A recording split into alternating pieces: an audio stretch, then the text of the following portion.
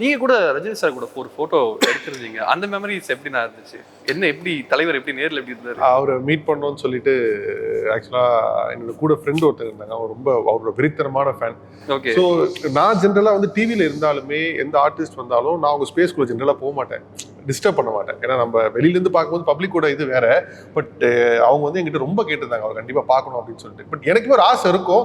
But நம்ம போய் ஒருத்தரை வந்து அப்படி டிஸ்டர்ப் பண்ணக்கூடாதுன்னு நினைக்கிறாள். சரி, அவங்களுக்காக போய் அவரை மீட் பண்ணும்போது பார்த்துட்டு பேசிட்டு காவல்துறை படம் பற்றி அவர் சொன்னார். ஸோ ஒரு ஃபோட்டோ எடுத்துருக்கோம். ஸோ அந்த எக்ஸ்பீரியன்ஸ் தான். ஓகே.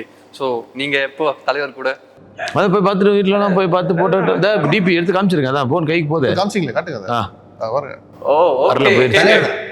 ஆமா, எப்படி இருந்துச்சு? அது ஒரு பயங்கர வைப் சொல்லலாம். தலைவர் கூட்டு உட்காந்து அவர் ஏன் இப்போ எல்லாருமே அந்த சிம்பிளிசிட்டி அவர் ஏன் பிடிச்சிருக்கு அப்படின்னா, என்கிட்ட சொல்லணுன்ற அவசியமே கிடையாது.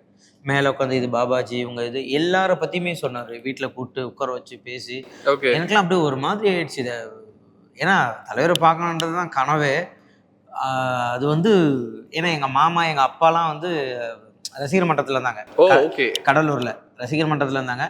தலைவரெல்லாம் பார்க்க முடியாது அந்த ஃபீல் இருக்குல்ல. இப்போ நான் தலைவர் கூட இருந்து பார்த்ததெல்லாம் வீட்டில் ஒரு மாதிரிலாம். ஏன்னா ஃபேமிலியோட போய் பார்க்குற படம் தலைவர் படம் மட்டும்தான் பார்ப்போம் வீட்டில் எல்லாருமே. சரி, அண்ணாமலை படம் அப்போ நடுவில் வாக்கியா சாக்கடை எங்கள் அம்மா அப்பாலாம் அந்த பக்கம் இது பண்ணிட்டாங்க. என்னை தூக்கி போடுறேன்னு சொல்லிட்டு சின்ன வயசில் 2 வயசு இதில் சாக்கடையில் போட்டு குளிப்பாட்டி அண்ணாமலை படத்தை கூப்பிட்டு போனாங்க. ஸோ அதெல்லாம் தலைவருக்காக எல்லாமே வீட்லேயும் சரி ஃபேமிலி பார்த்து தலைவர் படம் தான். ஓகே. ஒரு பயங்கர. ஏன்னா காலைல 9 மணிக்கு வர சொன்னாங்க. நான் காலைல 6 மணிக்கு போயிட்டு வீட்டை படுத்துட்டேன் காரை போய். ஏன்னா நம்ம போகிற நேரம் வண்டி பஞ்சர் ஆகும், இல்லை டிராஃபிக் ஆகும்.